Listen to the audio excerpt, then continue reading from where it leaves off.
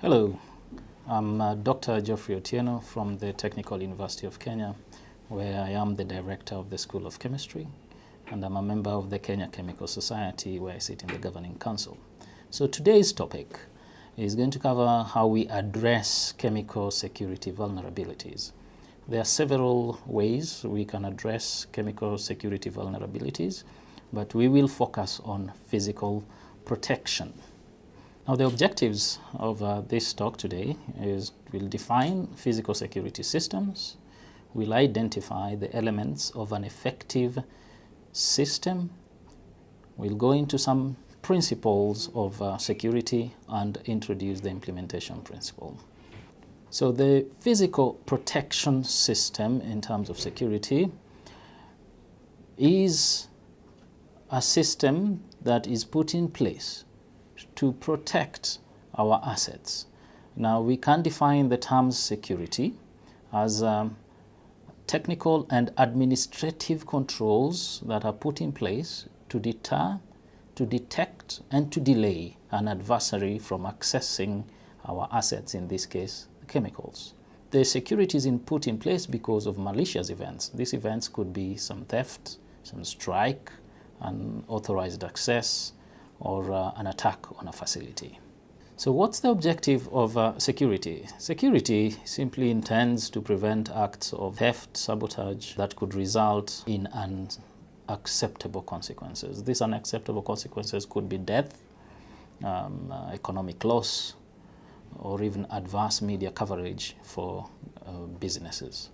The main objective of security is really to protect or prevent these unacceptable consequences. So a good physical protection system is an integration of several items, and these are activities, programs, policies, and facilities that actually provide the required protection of our materials, but we can extend this protection even to information and equipment. It is not just the physical aspect of a good physical protection system, but several items are actually integrated within this physical protection system. The first wall in terms of physical protection is not a physical wall, and we call this deterrence.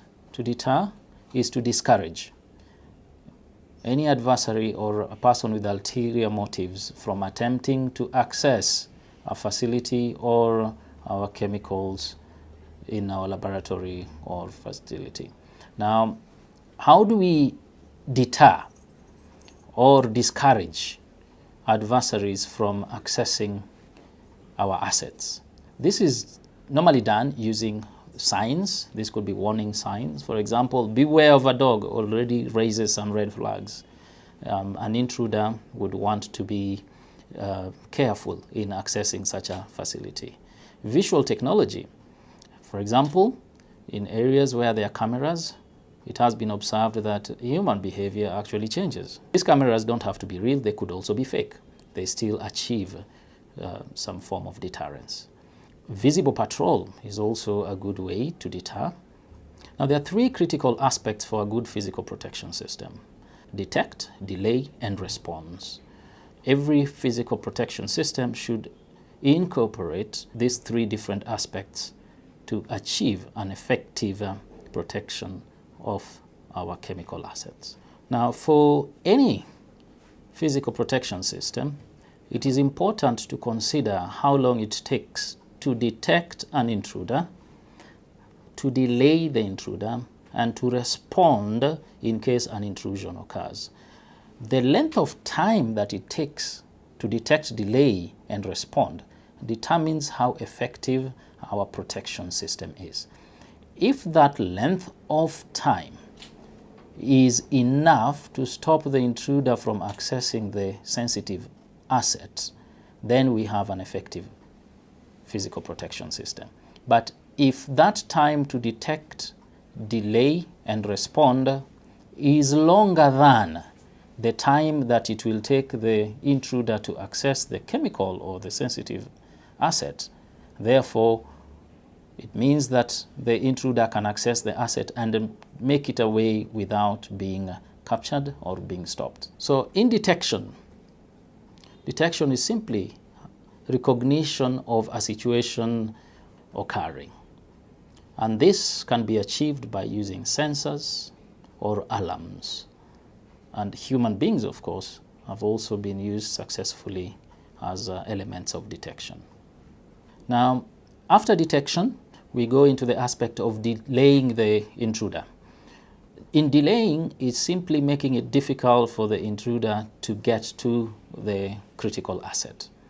And we achieve this by putting either physical barriers or human barriers before the intruder actually reaches our critical asset, which are our chemicals.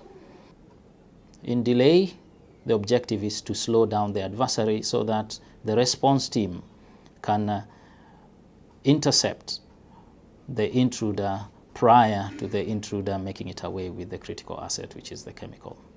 Now, increasing the number of delay elements actually increases the probability of the intruder being intercepted.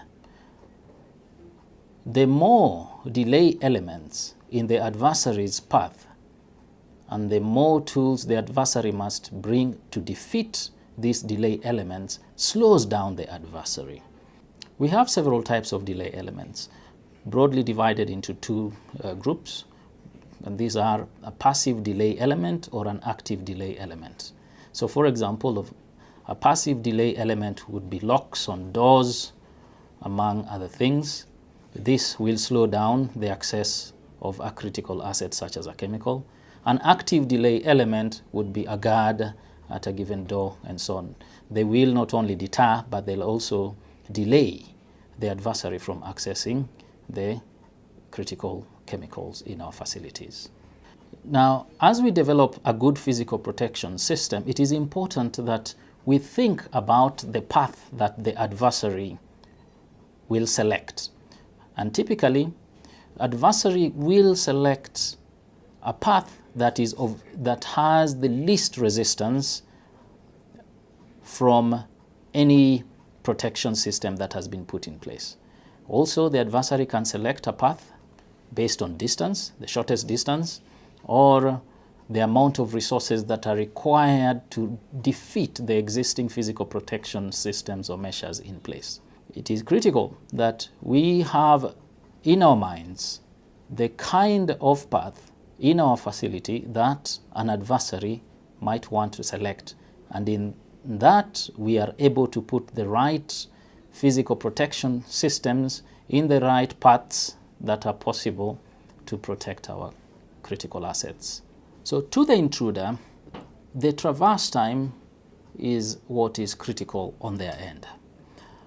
And for the designers of the physical protection system, this has to be taken into consideration.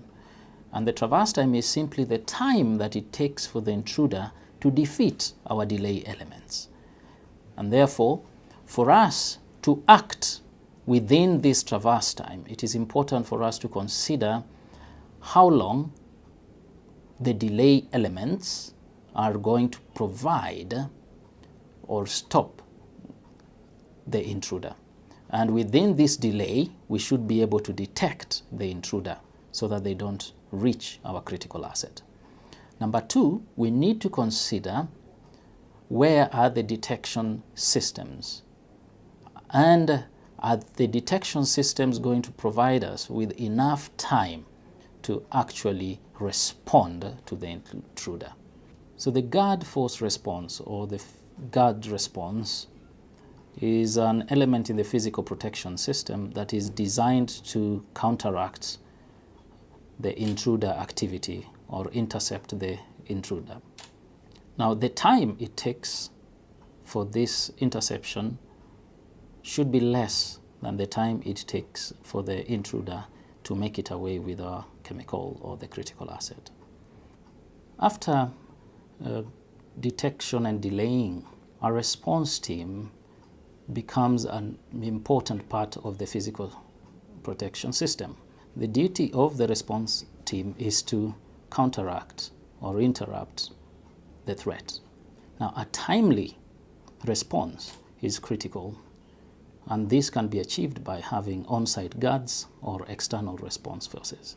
Now, an effective response includes the adversary being interrupted by the response force. It also includes the adversary being neutralized, but also it includes the response force is deployed effectively at a given facility. And this can only be achieved when there are drills or exercises on how to respond to an incident occurring at the facility or the lab. There are broadly 4 principles of physical security. We will look at them one by one, and the 4 are defense in depth, balanced security, some integrated security, and finally what we call the managed risk. Now, defense in depth includes providing physical protection layers, and other than that, there are administrative processes that have been put in place to provide the security. Now, the physical security works together with these administrative processes to provide us or give us an effective security to the critical asset. This defense in depth includes how to mitigate the consequences in a situation where the security system has been compromised. The physical security personnel, we call them the guard force. Then we will look at reliability of the existing protection elements and deterrent programs that are in place. The next principle is balanced protection. We look at how much are we putting in terms of physical layers, playing the scenarios of the adversary paths, and putting in place the right balance of physical protection systems in place to match the adversary scenarios to provide us with an effective protection for our critical asset. Now, balanced protection includes looking into several elements. Could be physical in terms of walls, the cameras, the access controls. Balanced protection also requires that we look at the kind of delays that these physical elements provide. And finally, balanced protection gives us the objective that we ensure that there is no weak path that can be used by the adversary to access our critical asset.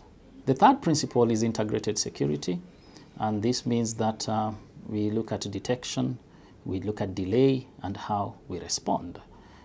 Now, integrated security will assess or look at the detection, delay, and respond elements that are in place. The integrated security looks at how these elements will provide the delay that is required for us to effectively respond to any adversary to our critical asset. The final principle is really manage risk, and in this case we look at the cost of providing physical protection vis-a-vis the amount of protection that we are going to put in place. Now, the cost of security versus the risk is very important in terms of if the risk is too high, it will imply that we have to put in more physical protection elements in place, and if the risk is too low, we do not have to invest as much in mitigating or managing our risk.